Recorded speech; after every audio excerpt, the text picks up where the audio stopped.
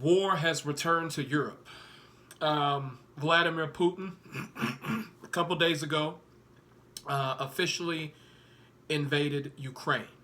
Not just the eastern region, the Donbass region, Luhansk and Donetsk. He's attacking Kiev, Ukraine's capital. Excuse me. Basically, Vladimir Putin is stating that, hey, Ukraine is a threat to our national security, Russia's security, because they're trying to join NATO. We're also trying to stop neo-Nazi attacks in the eastern region of Ukraine. We must do something about this. We cannot allow NATO to expand further, and we cannot allow these Nazi attacks on neo-Nazi attacks on ethnic Russians to continue. That's his justification, which I'm not buying, but that's his justification. He doesn't believe it. I know he doesn't believe it, but that's what he's saying. That's what the Russian propaganda machine is telling its citizens. Do I think Vladimir Putin wants to turn Ukraine into a Russian Oblast? Of course. I think Vladimir Putin, he wants to revive the Russian Empire, the Soviet Union. He wants to take as much territory. He wants to revive as much power as he possibly can for the Russian people, for the Russian territories. He wants to do that. He wants to revive old Russian territories. That's what he wants to do. This is when people use the whole NATO expanding excuse. That's just a bunch of hogwash. Because people say, oh, well, NATO promised to not expand eastward and all this stuff. NATO never promised that. It's an open thing. Countries, if they want to join, they have to apply to join. NATO, we're not. The United States, NATO, we're not forcing these countries to join NATO. They're joining on their own accord. And the reason why is because they're like, hey, we were under Russian rule for decades. It sucks. We don't want to deal with that shit anymore. We were oppressed. We're going to join NATO. And I'm not saying that NATO and the United States are like the good guys. I'm not saying that, because we can go into in depth about how the United States and not NATO, but the United States is imperialist. We can use that as well. We can justify that as well. But the reason why these countries would rather join NATO and the United States is because they're like, hey, this devil over here, I could possibly have a democracy, a flourishing economy by joining NATO and the EU. I could have this, or I could, be a vassal state to Russia where they're going to oppress me. They're going to limit my rights. They're going to take away my rights. They can't even, their economy in their own country sucks, and they're trying to take control of ours. We've dealt with that before. We don't want to go back to that. So fuck them. We're just going to join NATO. That's basically what it is. These countries do not want to be oppressed. They do not want to be taken over. And that's why they flee to NATO. And, a lot of people say, well, Vladimir Putin doesn't want NATO at his doorstep. He doesn't want NATO at Russia's doorstep. NATO has always been at Russia's doorstep. I don't know why people aren't talking about this. NATO has always been at Russia's doorstep. If you look at the Baltic states, Latvia, Lithuania, and Estonia, they're all in NATO, and they're all bordering Russia. They border Russia. NATO has always been at Russia's doorstep, and nothing happened. Nothing happened. The reason why those three countries flocked to NATO is because they were like, hey, we dealt with Russian oppression for far too long. We're tired of this shit. We want greener pastures. And if that means we have to join the evil United States, the evil NATO, we will do it. At least they give me the illusion of freedom. Russia will take away all freedom illusions and reality. And also, the United States borders Russia. And the United States is the de facto leader of NATO. It's the most powerful country in NATO. Alaska borders Russia. The only thing that separates the United States and Russia is the Bering Strait. That's it. And it's this thin. Even Sarah Palin was like, I can see Russia from my house. So the United States borders Russia. Latvia, Estonia, and Lithuania border Russia. And they're all in NATO, and nothing has happened. So when the Russian bots, the paid Vladimir Putin bots, when they in the comments sections talking about we have to stop NATO expansionism, we don't want NATO at our doorstep, motherfucker, they have always been at your doorstep, and nothing has happened. Just call it what it is. Vladimir Putin wants to revive the Russian Empire. And you can listen to his speeches, listen to his statements, and you can come to that conclusion. You don't have to be a genius to come to this conclusion, okay? When he says things like Ukraine is not a legitimate state, it's not a legitimate country, when he says that we have put everything into Ukraine, we built it up, we gave it resources, we gave it security, we gave it everything. It owes us. When Vladimir Putin says things like it's not a legitimate state, when he says things like they owe us, when he says things like Ukraine and Russia are basically the same thing, same people, when he says things like that, that lets you know that he wants to incorporate Ukraine into the Russian Federation. He wants to turn it into a Russian Oblast. That's what he wants to do. It's simple. And anybody telling you otherwise is a fucking liar, or they have been just locked in on the Russian propaganda. Vladimir Putin must be stopped. Sanctions are not going to work. Sanctions have not worked, and I don't think they will work. The reason why it won't work is because I believe China in some way is supporting Russia economically. They are supporting Russia. Vladimir Putin is like, okay, you know what? The entire world is going to try to cut me off. Let me get some help from China, and I can continue on with my imperialism. I'm going to start with Ukraine. And I'm telling you, he's not going to stop at Ukraine. Moldova, Romania, Poland, he's coming for you too. He's coming for you. Stay locked in. And Germany, you know, Olaf Scholz and Germany, of now, they put a halt to Nord Stream 2, the Nord Stream pipeline. In the beginning of this whole thing, the way they abandoned Ukraine absolutely pissed me off. It pissed me off. It pissed me off. Germany pissed me the fuck off with this bullshit. You are dependent. Now, 40% of Germany's energy comes from Russia. So they're beholden to Russia in a way. Now, I'm glad that Olaf Scholz, the Prime Minister of Germany, came out and condemned what Russia has done, but that's not enough. I need to see more from him and the German people. I need to see more.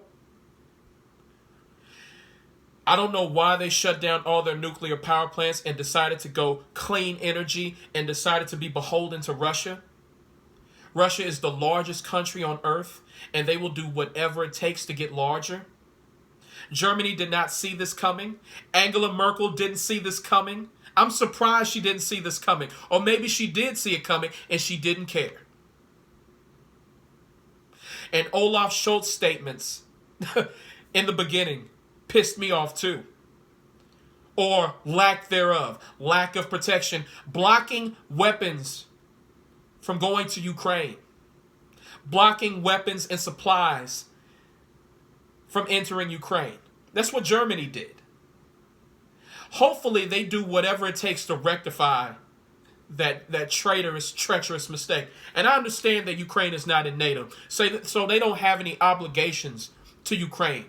But the thing is, it doesn't matter if they're part of NATO. They want to join NATO. Russia's doing everything it can to stop it. And Russia, once it takes hold of Ukraine, it's not going to stop there. You actually think they're going to stop there? People thought that, Ukraine is just going to stop at Crimea. That's what they said. They're going to stop at Crimea. That's it. And then it turned into, it'll just stop at the Donbass region. It'll just stop at Luhansk and Donetsk. They're not going to go any further than that. Now they're trying to take over Kiev. And you actually think Vladimir Putin and the oligarchs, the Kremlin, are going to stop at Ukraine? You got to be crazy. And I understand, and a lot of Russian bots like to play the whataboutism. What about the Cuban Missiles Crisis?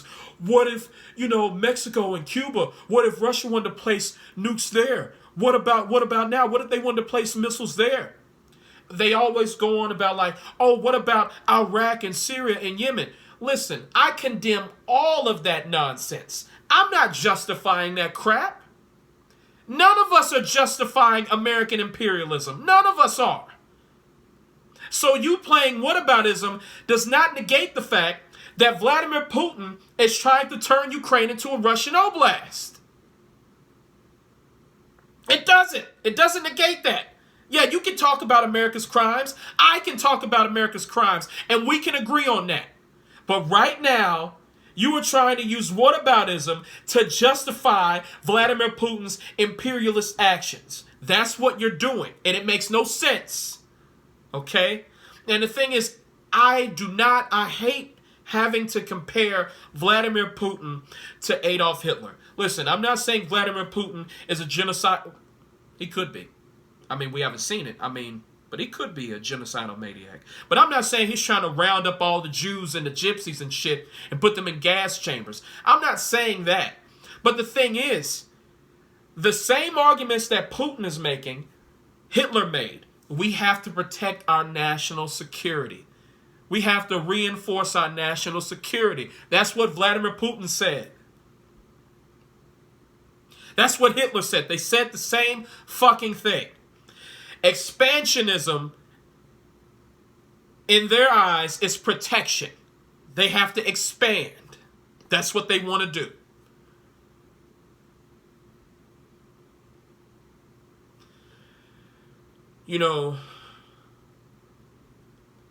Sometimes I wonder why Russia didn't just want to join in the fold, into the European fold. I wonder because this whole war thing is bullshit. We live in a prosperous time. We live in the most prosperous and peaceful time in human history. Even though we got a lot of fucked up shit going on right now, just imagine what it was 100 years ago, 200 years ago, 1,000 years ago. It was much, much worse. We live in the most prosperous and peaceful time in human history. You can make money anywhere. You have unlimited access to earning money. Instead of trying to come into the fold and bring the Russian people up and put Russia on the national stage as a huge economic player, Vladimir Putin wants to play KGB agent. He wants to play Russian Empire imperialist. He wants, in a way, he's okay with being an isolationist. He's okay with that. He's okay with that. As long as he gets to expand territory, he's okay with isolationism. He's okay with that. And another thing, also he wants to turn Ukraine into a Russian Oblast, but also, if Ukraine joins NATO, it becomes a prosperous nation. The Russian people are going to look westward and see Ukraine and see, whoa, they're flourishing. Whoa. Look at this. They're not killing political dissidents. Whoa, they're not, ruling people with an iron fist. They don't have a dictatorship like we do. Vladimir Putin fears that as well. He fears that Ukraine will turn into a prosperous nation, a democratic nation, free from dictatorship, free from poverty, free from all that bullshit stress and strife of the Russian Federation. Because when you look at the Russian Federation, 20% of its population does not have indoor plumbing. 20% of the Russian Federation citizens does not have plumbing. They don't have plumbing. But you have enough time to invade the Ukraine. You have enough time to try to restore the Russian Empire instead of investing in your citizens.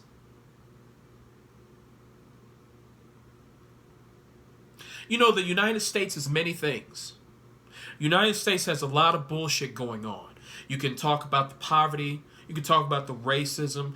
You could talk about the history, slavery, Jim Crow, the Native American genocide. You could talk about all of that. And those are valid. But when you look at the Russian Federation and you look at its history, holy fuck. It makes the United States look like a utopia.